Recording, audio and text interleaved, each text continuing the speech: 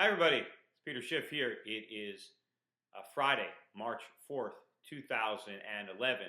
And today the government released the jobs report for February, and we created about 192,000 new jobs, according to the government. And the unemployment rate dropped again down to 8.9%. Now, I think the most interesting number that was released today relevant to employment was the labor force participation rate, which is the percentage of able-bodied people who are choosing to participate in the workforce. And that rate hit its lowest level since 1982. And so I think one of the reasons that the unemployment rate is only 8.9% is because a lot of the people are simply dropping out of the labor force entirely because they're so discouraged with the labor market that exists. And I think if you really want to put this number in perspective, back in 1982, you had a much smaller percentage of married women with children in the workforce. The trend of married women with children working, really started in the 1970s. But the double income household was still, I think, not necessarily the norm. I think most households, you still had the father in the workforce and had a stay-at-home mom. But during the decade of the 80s and then the 90s, more and more married women went into the workforce. I think the real reason for that has to do with the increase in the cost of government, the size and burden that the U.S. government was placing on the economy as taxes were rising. Fathers really couldn't afford to support families, and so their wives joined the workforce, many of them out of necessity. Certainly some women entered the labor force because there were great career opportunities, but certainly a large percentage of women entered the workforce simply because that was the only way to make ends meet. And so that happened. That trend continued throughout the 1980s. Today, the fact that we have the same labor force participation as we had in 1982, when many, many women were choosing not to be in the labor force because their husbands could afford to support them, that is a big deal. Because what's happening now, it's not that you have a bunch of women who are quitting their jobs and being staying-at-home moms because their husbands are now earning so much money that they don't have to work. No, what you're having now is a lot of people who are out of the labor force, not out of choice, but because of necessity, because they can't find a job, because they're so discouraged. And I've heard that a lot of the job losses that we're getting in this recession are hitting male workers harder than female workers. So this is particularly problematic. I bet a lot of the people who have left the labor force are men who want to work, who are able and willing to work, but have just given up trying, so they're no longer considered part of the labor force. And this is a big problem that is going to continue to worsen. Now, why is it that so many people are having such a hard time finding jobs that they're basically not even looking? It's because the government is destroying employment opportunities, employment incentives. It's all the regulations, it's all the taxes that are distorting the free market. We're vilifying and punishing employers, and we are erecting barriers that are preventing the economy from restructuring in a way that would produce employment opportunities for American people. And of course, I think the government is also making it more lucrative for people to remain unemployed than to accept, unfortunately, the lower paying jobs that are now being created as a result of government efforts that end up undermining the production of our economy and therefore the quality of the jobs that we are able to create. I thought what was very interesting today, I was watching an interview with Alan Greenspan on CNBC, and I thought it was really shocking some of the things that he was saying. First of all, he was asked if he thought QE2 was going to be a success, if it was the right policy. And you know what his answer was? His answer was, well, we don't know yet. We'll have to wait and see the results. That's it.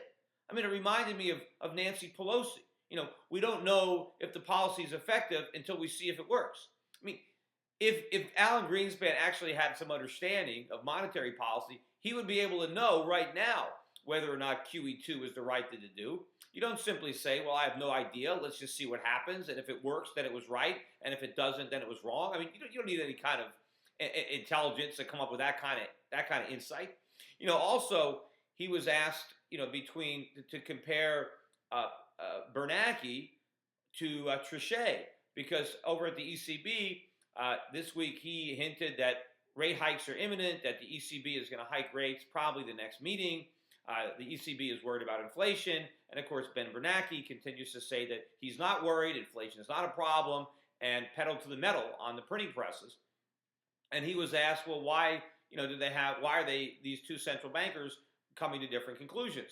And basically Ben Bernanke said, well, they're both basically the same school of thought. They're both looking at the same data. There's no real difference between them.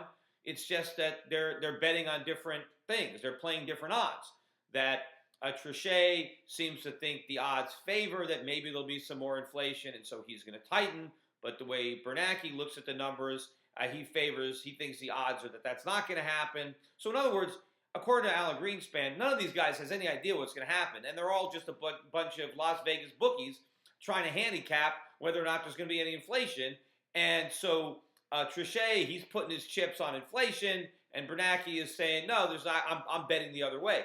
As if there's no way to figure this out with any kind of actual scientific effort, that it's all just a game of chance, that we might as well be tossing coins.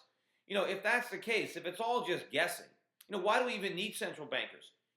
Why don't we just replace Ben Bernanke with one of those chickens that plays tic-tac-toe in Chinatown? He could just as easily guess, which way inflation is going to go or whether QE2 is going to work.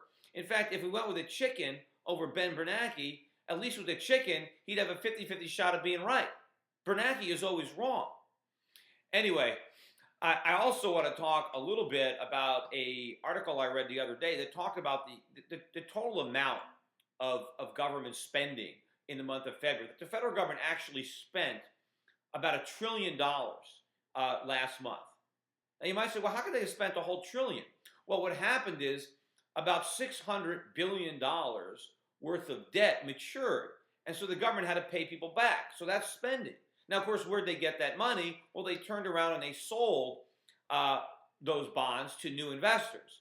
Well, who are these new investors? First of all, well, according to Bill Gross of PIMCO, about 70% of these bonds are being bought by the Federal Reserve, and maybe the other 30% are being bought by foreign central banks.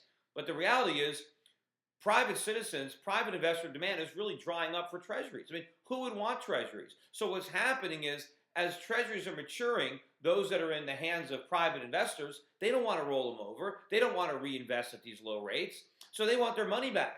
And now where is the government getting the money? Well, they're getting it from Ben Bernanke. Now what happens if Ben Bernanke actually does what he says? And QE2 ends and they don't have QE3 and the Fed shrinks their balance sheet? What is going to happen? How is the government going to refinance all this maturing debt if nobody wants to roll it over? Well, only two things can happen.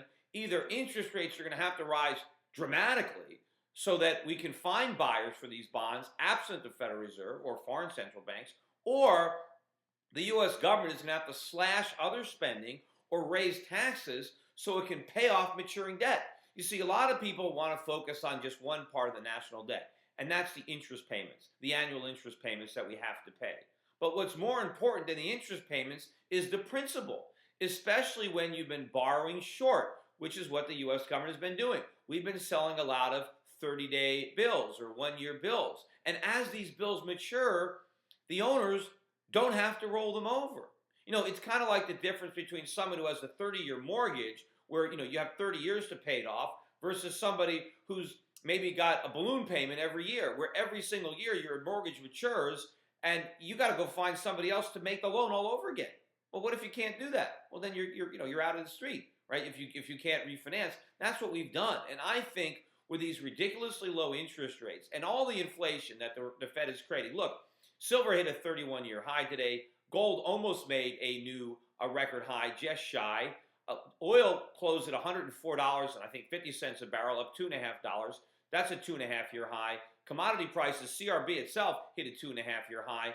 All this is coming because of inflation. It's not because of the Middle East or anything else. Is because central bankers like Ben Bernanke are printing too much money, and our creditors know this, and they don't want to keep rolling over this debt. So we have a real serious problem with the national debt, not just the interest, but the principal, because a lot of that principal is coming due, and believe me, as Bernie Madoff has said, we are running out of fools. Anyway, have a great weekend, everybody. I will be back again soon.